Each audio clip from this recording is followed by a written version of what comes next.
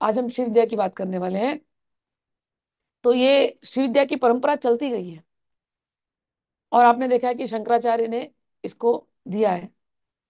हमारे देश में तंत्र, शाक्त तंत्र हम कहते हैं, तंत्र का नाम आपने सुना होगा।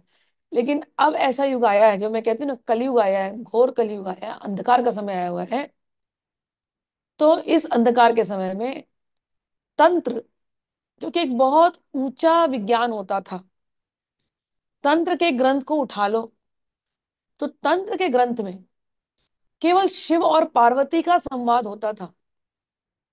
अब आप सोचो कि भगवान शिव बोल रहे हैं, कभी वो पार्वती जी से प्रश्न करते हैं, कभी पार्वती जी उनसे प्रश्न करती हैं।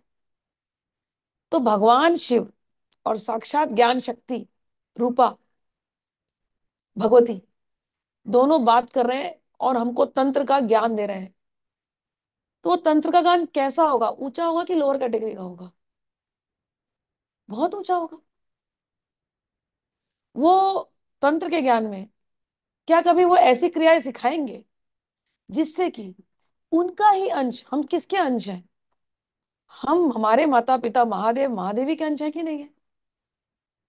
तो हमारे को जो ज्ञान मिलेगा महादेव महादेवी से, वो क्यों मिलेगा? वो हमारी रक्षा के लिए मिलेगा कि नहीं मिलेगा? हमारे कल्याण हेतु मिलेगा कि नहीं मिलेगा? तो तंत्र के जितने ग्रंथ हैं, उसमें जो विधियां बताई गई होंगी, वो हमारे कल्याण के लिए दिया है ना। तो जब इतना ऊंचा, जब इतनी ऊंची बातें हमारे माँ बाप ने हमको दी है, तो तंत्र का नाम आज कितना बदनाम हुआ है। लोगों को लगता है तंत्र यानी मारण प्रयोग, लोगों को लगता है तंत्र यानी भूत प्रेत, तंत्र यानी मतलब झटका झटकी करना है, कुछ तो करना है, उच्चाटन कर देना है, विधवेषण कर देना है। तंत्र की देवियां ऐसे भयंकर भयंकर बना दी गई हैं पेंटिंग कर करके।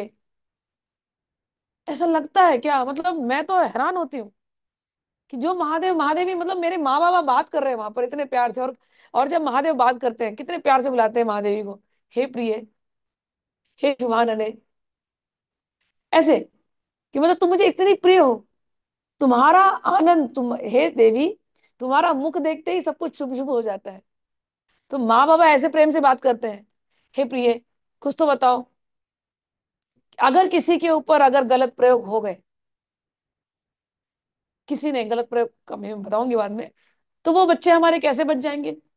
हे प्रिय, तुम बताओ। तो भगवती एकदम खुश होकर बोलती है, आपने पूछ लिया ना नाथ, तो आपके लिए बता देती हूँ। भगवती कभी सिद्ध कुंजिका दे देती है, कभी देवी अथर्वशीष दे देती है, कभी श्री सुक्तम दे देती है। कोई जाकर के बोले भगवती पैसे नहीं मिल रहे, बड़े पैसे के तरफ, सबसे बड़ा दुख होता है ना संसार में, पैसे का होता है।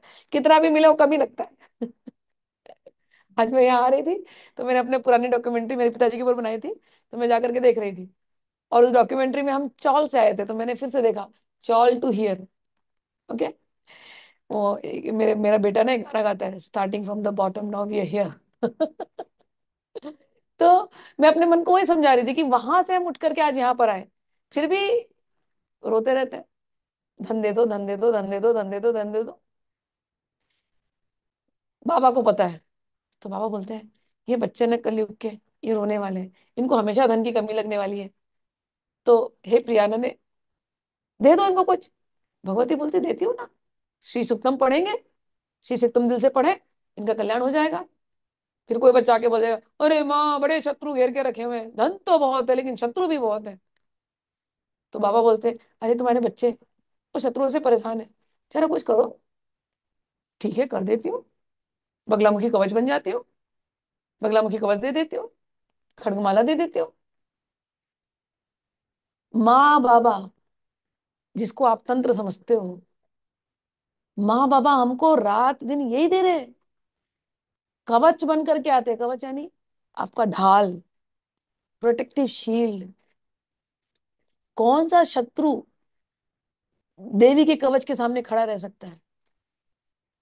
हमको केवल विश्वास करना है, लेकिन विश्वास होता नहीं है।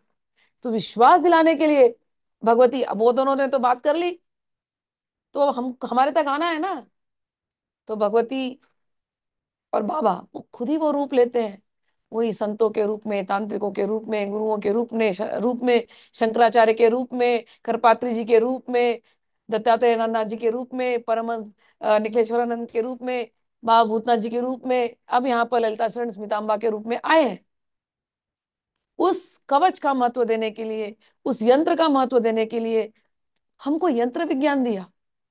जिस तंत्र को लोग आज इतना छोटा समझते, काला तंत्र नाम दिया लोगों ने, वो इतना छोटी बात हमारे हमारे माँ बाप करते नहीं। I belong to very great परंपरा and I am proud of that कि मैं शिव की हूँ, मैं शिवांश हूँ, मैं भगवती की हूँ। छोटा बड़ा चीज नहीं सिखाया हमको। हमको इतना पावरफुल बनाया तंत्र में। गिड़गिड़ाते मत रहो, तुम भगवती के हो। तुम्हारे अंदर इतना पावर है, इतना पावर है, केवल तुमको उस पावर के साथ खेलना आ नहीं रहा है। तुम्हें पता नहीं कि कैसे उस पावर को अनलिश किया जाए। वो साइंस उन्होंने दिया, साइंस दिया, और उस साइंस का मिसयूज किया गया।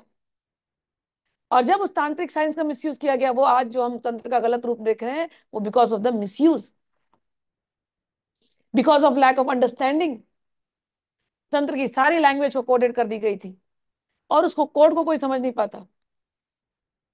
लेकिन उस सात्विक तंत्र का जो लुप्त हो रही थी, उसको पुनर्जीवित करने के लिए सबसे पहले आए हमारे गुरुदेव परमहंस केशवानंद। आज तंत्र में लोग अगर कोई नाम सुनते हैं, अगर 10 महाविद्याओं का नाम आप लोगों ने सुना है, आजकल भैरव जी का ट्रेंड है, थैंक गॉड भैरव जी इस समय एकदम टॉप पर है। आज लोग भैरव को जानते हैं, आज लोग बगलामुखी का नाम जानते हैं, आज लोग ललिता सहस्त्रनाम का नाम जानते हैं, आज लोग छिन्नमस्तिका को जानने लगे हैं। अभी तक तो दुर्गा जान रहे थे। तो ये जो 10 महाविद्याओं का जो नाम जानते हैं, इस ये नाम देने का श्रेय, इस जगत को बताने का श्रेय ये जाता है परमहंस केशवानंद जी को। हम जब छोटे थे, 14 साल के थे, तो मेरे पिताजी का पहला मुलाकात उनके गुरुदेव परमहंस केशवानंद जी से हुआ था, जो जोधपुर से थे। उनका दूसरा नाम है नारायण दत्त श्रीमाली। डॉक्टर नारायण दत्त श्रीमाली। डॉक्टर नारायण दत्त श्रीमाली ने बुक्स लिखी थी एस्ट्रोलॉजी पर। डॉक्टर नारायण दत्त श्रीमाली ने बुक्स लिखी थी हिप्नोसिस पर, और फिर यंत्र मंत्र तंत्र विज्ञान पर। और उन्होंने यंत्र मंत्र तंत्र को पूरे देश में रिवाइव किया। मेरे गुरुदेव परमहंस हम दादा गुरु बोलते हैं, परमहंस क्लेश्वरानंद जो थे, वो शुद्ध सात्विक तंत्र, उन्होंने वही प्रैक्टिस किया। मुझे तो नेगेटिव तंत्र जिसको कहते हैं लोग, मुझे तो पता ही नहीं है। मैंने कभी देखा ही नहीं ऐसा तंत्र। 14 साल की उम्र से मैंने केवल शुद्ध तंत्र देखा।